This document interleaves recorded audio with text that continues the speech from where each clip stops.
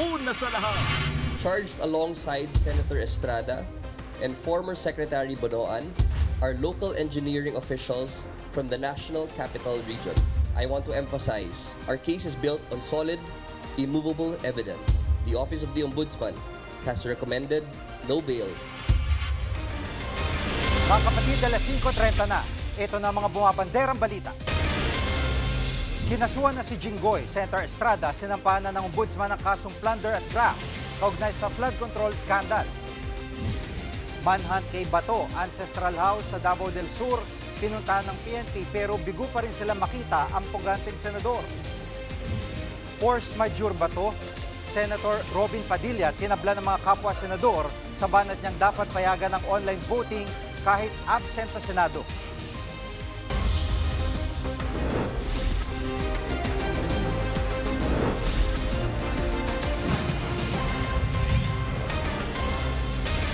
Kinasuhan na ng plunder at graft ng Ombudsman si Senator Jinggoy Estrada sa Sandigan Bayan. Inaakusahan siyang tumanggap ng kickback mula sa flood control projects. Dahil mula sa TV5 Media Center, nangungun sa balita si News 5 Justice Correspondent Camille Samonte. Camille, anong detalye at basihan ng sinampang mga kaso? Jiggy, nag-ugat ang mga kaso sa umano'y budget insertions at project allocations si Senator Jinggoy Estrada sa mga proyekto ng DPWH noong 2025. Dawit din sa kaso sina dating DPWH Secretary Manuel Bonoan at ilang district engineers ng DPWH.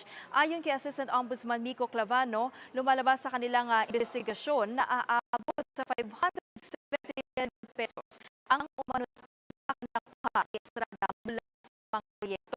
Paulit-ulit, isadong naihatid umano ang mga pera kay Estrada. Ito na ang ikatlong beses na sinampahan ng kaso ang senador.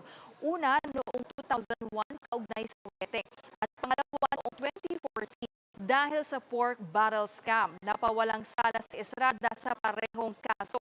Ginit naman ni Clavano matibay ang ebidensya laban sa senador dito sa panibagong kaso. Pakinggan natin ang pahayag ni Assistant Ombudsman Clavano. Our case is built on solid, immovable evidence. These state witnesses have provided comprehensive, cross-corroborated sworn statements that map out the execution of this scheme from inception down to the logistics of the payouts. May reaction ba si Senator Jinggoy sa kasong kinakaharap niya? Jiggy, dedepensahan daw ni Estrada ang mga kaso sa naparaan. Giit niya may irregularidad sa proseso at may mga ebidensyang hindi napansin. Kasama raw dito ang sulat mula sa Senate Legislative Budget Research and Monitoring Office na nagpapatunay na wala siyang budget insertions. Kinwestiyon din niya yung timing ng pagsasampa ng kaso. Kapansin-pansin daw na bumilis ang usad ng mga kaso laban sa ilang taga-mayorya matapos magpalit ng liderato sa Senado. Jiggy. At pwede ba siyang makapagpiyansa dito sa mga kaso niya? Jiggy, no bail o walang piyansang inirekomenda ang Ombudsman para sa plunder at graft cases ni Senator Jinggoy. Ayon kay Clavano, kung makitaan ng probable cause ng Sandigan Bayan ang kasong isinampa nila, inaasahang maglalabas agad ng arrest warrant laban kay Senator Jinggoy at iba pang mga akusado. Dati nang naglabas ang Manila Regional Trial Court Branch 52 ng precautionary hold departure order laban kina Estrada, Bonoan at iba pa, kaugnay pa rin ng flood control scandal.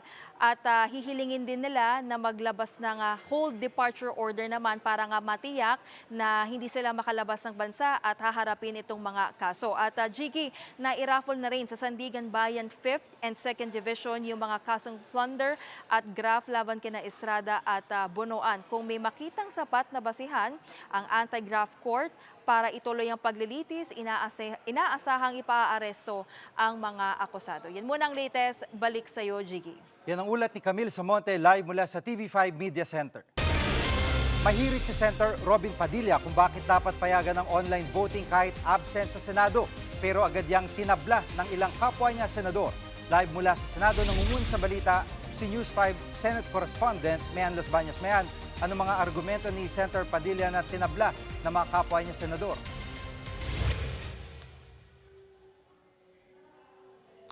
Alam mo, Jiggy, mainit pa rin ang usapin dito sa Senado kaugnay sa mosyon na isinusulong nga ng majority bloc na payagan yung teleconferencing o yung online na pag-participate at pagboto ng mga senador na hindi physically present o makakapasok sa sesyon ng Senado. Sa ilalim kasi, Jiggy, ng Senate rules, pinapayagan lamang yan kapag may force majeure or extraordinary event. Ano ba yan, Jiggy?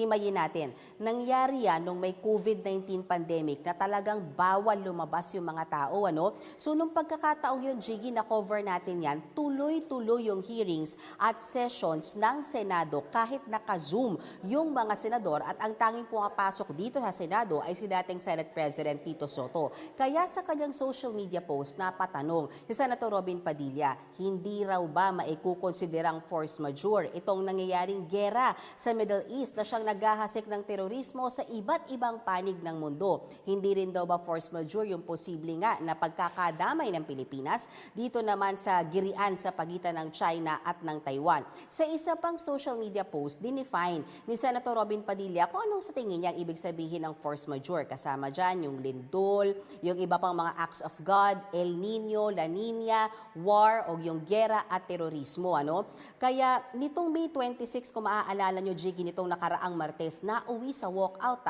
yung lahat ng miyembro ng menorya dahil nga sa init ng diskusyon kung dapat bang payagan yung teleconferencing na yan o yung online na participation ng mga senador dito sa sesyon ng Senado, gayong ang sinasabi ng Senate minority, wala namang force majeure, wala namang national emergency. Kaya naman hindi pa tapos yung debate kaugnay dyan at inaasahang ipagpapatuloy yan sa darating na Lunes. Inaasahang magiging mainit ang debate na yan at titignan natin kung i-bring up ba ni Senator Robin Padilla yung sinasabi niyang mga definition niya ng force majeure kaya dapat payagan yung teleconferencing, Jiggy. At Mian, sa tingin ng minorya, ano ang tingin nila dito sa mga binabanggit ni Senator Robin?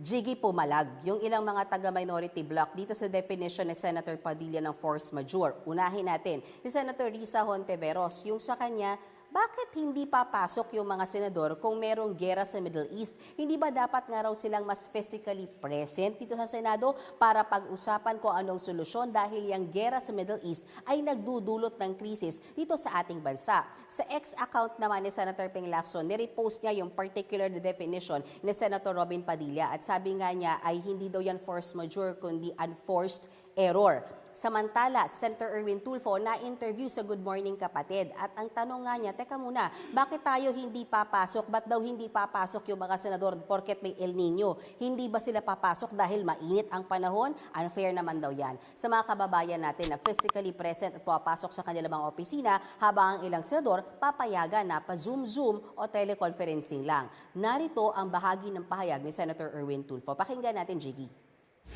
The last time I checked the dictionary, force majeure is like uncontrollable situation caused by, it is defined as like a disaster. It's like natural disaster. El Nino, pero I don't know how should it affect na kailangan hindi pumasok ang isang senador dahil mainit.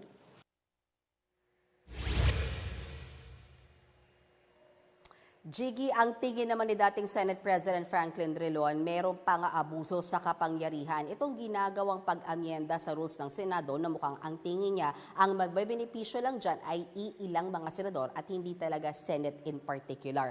Narito ang bahagi ng pahayag o interview ni dating Senate President Franklin Drilon sa Storycon ng One News. Pakinggan natin. And this has never happened in the past. This is really abuse of discretion. They want to change something. They just railroad everything in disregard of parliamentary practices.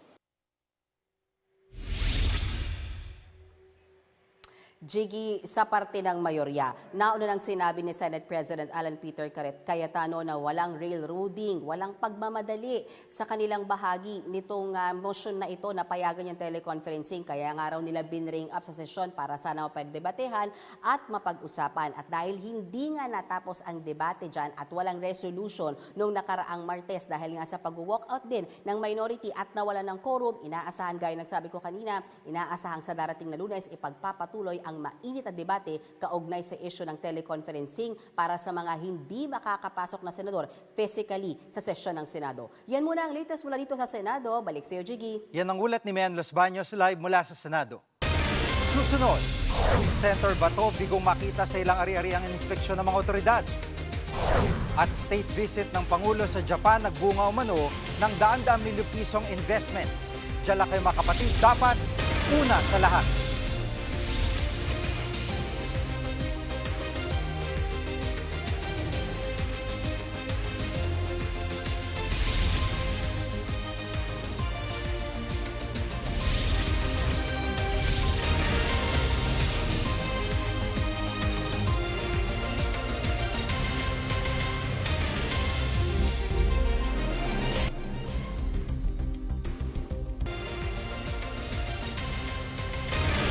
Inspeksyon ng mga otoridad ang ilang ari-ariang iniugnay kay Senator De La Rosa pero bigo pa rin silang mahanap ang puganteng senador. Live mula sa Camp Crame nangunguna sa balita si mobile journalist Jazz Paredes. Jazz, ano mga lugar ang sinuyod ng mga otoridad?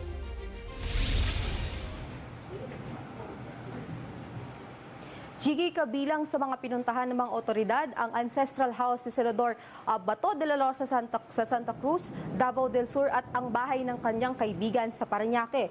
Nagpost ng larawan ang misis ni De La Rosa na sinansi ng mga hile-hilerang sasakyan ng mga pulis sa labas ng kanilang ancestral house. Sabi niya sa caption, sana'y nakasaad sa batas ang ginagawa ng mga pulis.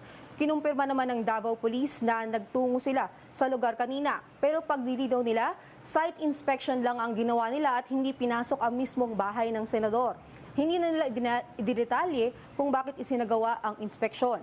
Nagpost naman ang kaibigan ng senador ng CCTV footage ng pagdating ng mga sasakyan ng mga taga-NBI at CIDG at ayon sa uploader, tinanong niya kung may warrant ang mga ito. Pero sinagot labang siya ng mga ito na hindi na raw kailangan. Nagpatuloy pa rin daw ang paghahanap sa bahay kahit na walang warrant.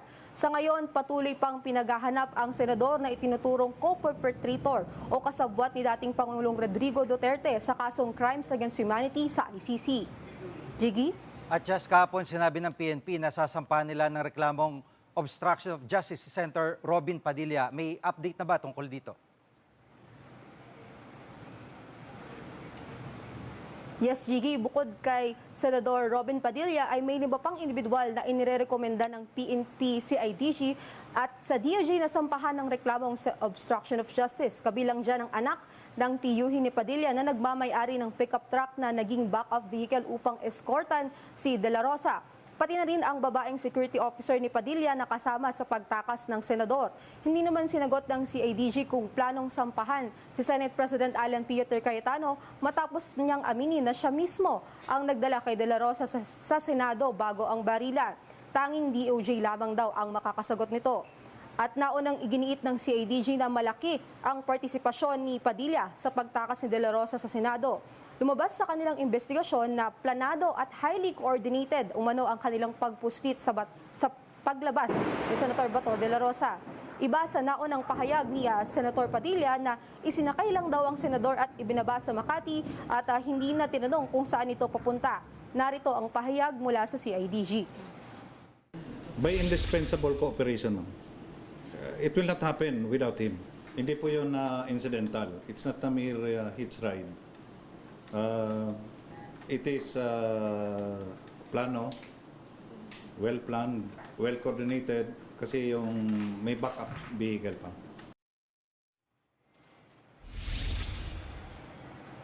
Yan muna ang latest. Balik sa iyo, Jiggy. Yan ang ulat ni Jazz Paredes live mula sa Camp Crame. Nakikipagpulong ngayon si Pangulong Bongbong Marcos kay Japanese Prime Minister Sanae Takaichi sa kanyang state visit sa Japan. Mahigit 200 bilyong pisong halaga ng investments naman ang naisara ng Pangulo sa pakikipag-usap niya sa mga negosyante. Nangunguna sa balita si Maricela Livi. Jiggy, magkakasunod the business meeting ang dinaluhan ni Pangulong Bongbong Marcos ngayong araw. Kahapon, tinapos niya ang kanyang araw sa pagdalo sa isang state banquet sa paanyaya ni Emperor Naruhito ng Japan. Dito niya binigyang diin na mananatili ang dedikasyon ng Pilipinas sa pagkilala at paggalang sa international law para matiyak na mapapanatili ang kapayapaan sa buong Indo-Pacific region. Pakinggan natin ang naging pahayag ni Pangulong Marcos. The Philippines remains committed to working closely with Japan to harness our intensifying strategic partnership as a force for good, not only for our two countries, but also for the broader Indo-Pacific region. Sa roundtable discussion naman, kasama ang pinakamalalaking kumpanya dito sa Japan, nakasecure ang Pilipinas ng $3.4 billion na commitment pagdating sa investment o nagkakahalaga ito ng 210 billion pesos.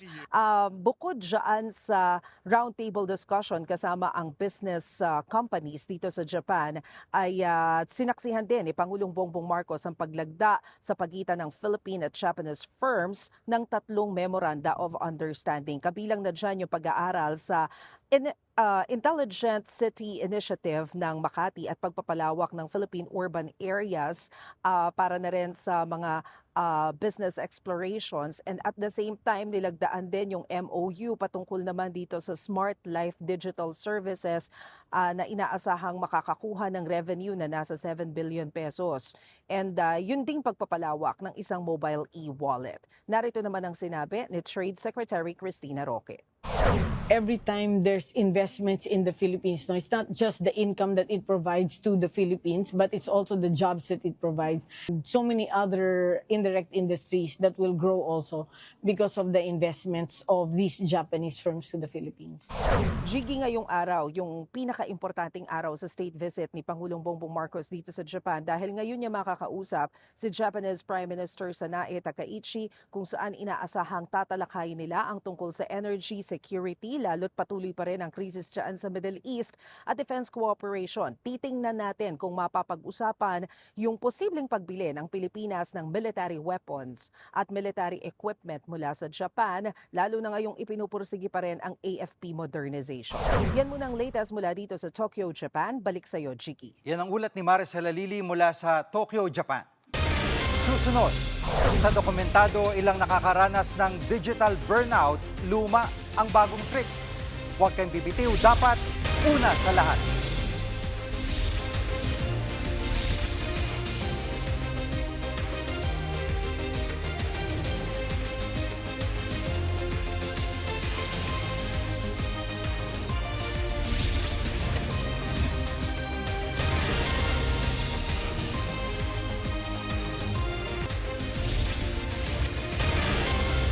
Nauumay na ba kayo sa gadgets at internet? Baka digital burnout na yan. Ang ilan nating kapatid na nakakaranas ito, luma ang bagong trip. Ang kwento dokumentado ni Nikki de Guzman.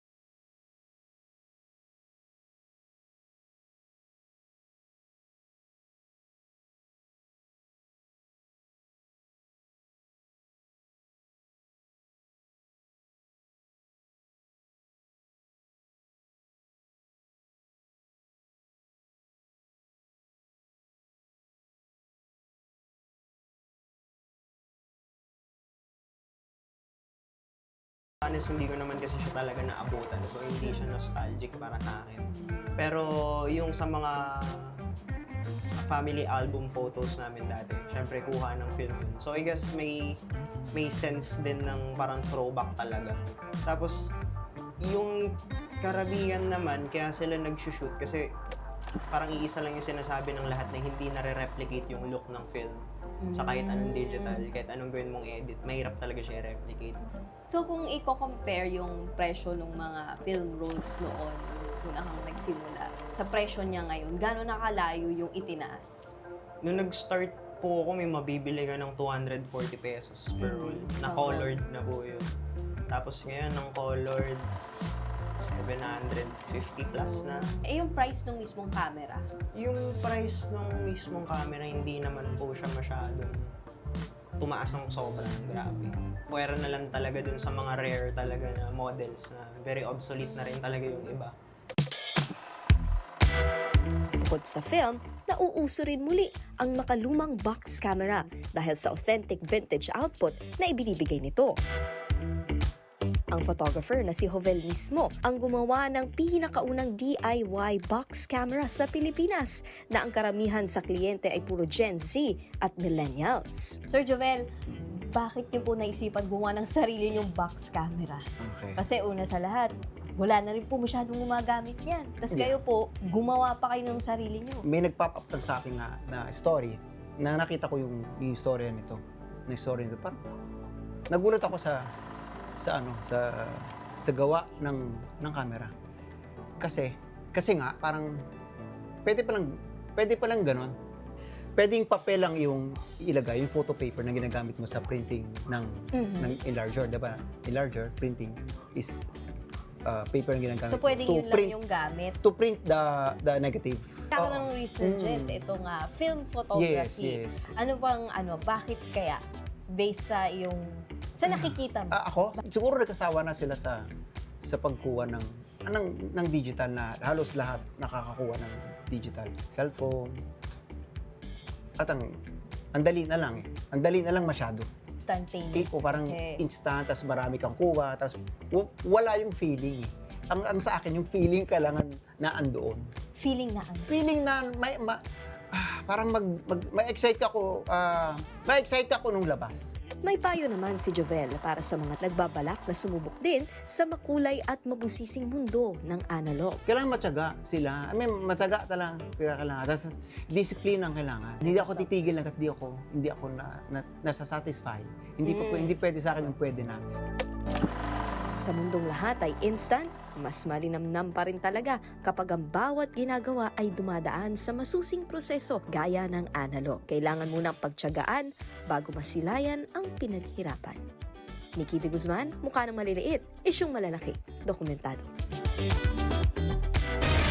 Susunod, viral video ni Senator De La Rosa nung pandemya muling nabuhay. Huwag kayong bibitiw, dapat una sa lahat.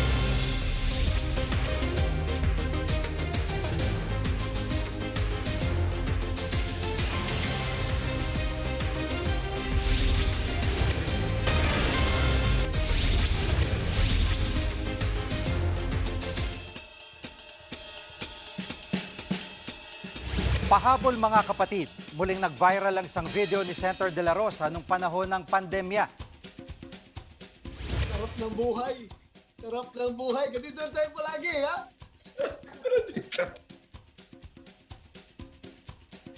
Napa-throwback Thursday ang netizens sa sinabing yan ni Senator Bato noong 2020 naka-hybrid setup noon ng mga senador dahil sa COVID-19 pandemic. Yan din ang sistemang sinusulong ngayon ng mga kaalyado ni De La Rosa sa Senado. Payagang lumahok sa session at bumoto ang mga senador online sa gitna yan napipintong impeachment trial ni Vice President Sara Duterte. Todo depensa naman kay Senator Bato si Senator Robin. Hindi naman daw ginusto ni Senator Bato na wag pumasok sa Senado. Napipilitan lang daw itong umabsent dahil wanted siya sa ICC. Git pa ni Padilla, binoto ng taong bayan si De La Rosa, kaya dapat hayaan siyang gampanan ang kanyang tungkulin kahit online. Umani naman ng samut-saring reaksyon ang pahayag na yan ni Padilla. Kami ninyong mga kapatid sa Balitan at Public Service, dapat una sa lahat Abangan niyo po ulit kami bukas dito sa TV5, 1PH, RPTV, True TV at 105.9 True FM. Susunod